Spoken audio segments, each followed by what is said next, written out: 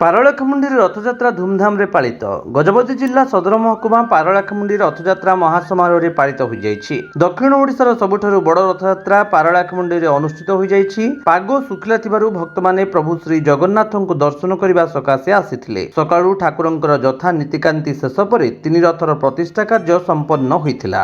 12:30 ଠାରୁ ଚତୁର୍ଦ୍ଧାମୂର୍ତ୍ତିଙ୍କ ପହଣ୍ଡି କାର୍ଯ୍ୟ ଅନୁଷ୍ଠିତ ହୋଇଥିଲା ଏବଂ ତାପରେ ମହାଦେଇ କଲ୍ୟାଣୀ ଗଜପତି ତିନି ରଥରେ ଛେରା ପହଁରା କରିଥିଲେ। ଅପରାହ୍ନ 4:30 ଘଟିକା ସମୟରେ ରଥଟଣା କାର୍ଯ୍ୟ ଆରମ୍ଭ ହୋଇଥିଲା।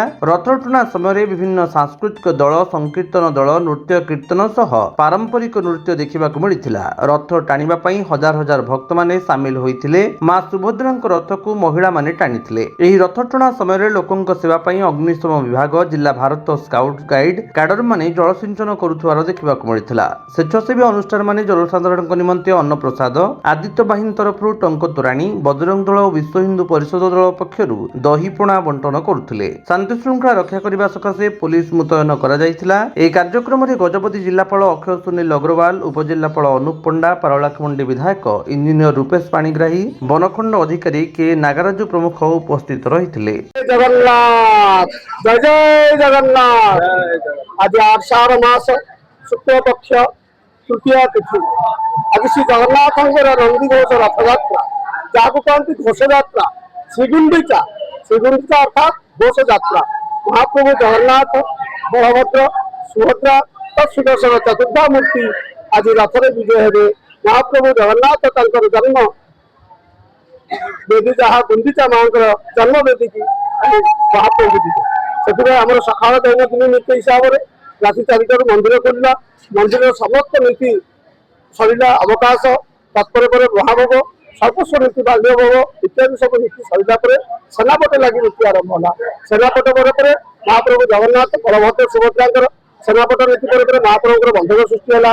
ତାପରେ ଆପଣଙ୍କର ଯାହା ମହାପ୍ରଭୁଙ୍କର ନୀତି ପଣାଭୋଗ ହେଲା।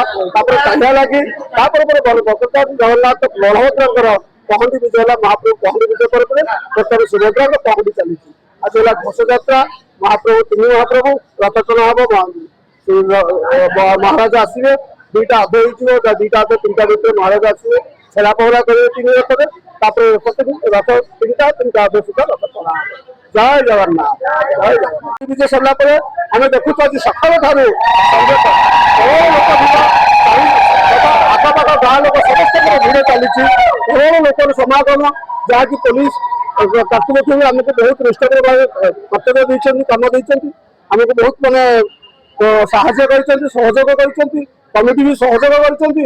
ସମସ୍ତଙ୍କ ଆନୁକୂଲ୍ୟରେ ଆଜି ପ୍ରଚୁର ଲୋକଙ୍କର ଜୟରେ ଭଗବାନ ପ୍ରଭୁ ରଥଯାତ୍ରା, ନନ୍ଦିଘୋଷ ରଥଯାତ୍ରା ଆଜି ସୃଷ୍ଟି ହୋଇଛି। ଜୟ ଜଗନ୍ନାଥ ଜୟ ଜଗନ୍ନାଥ।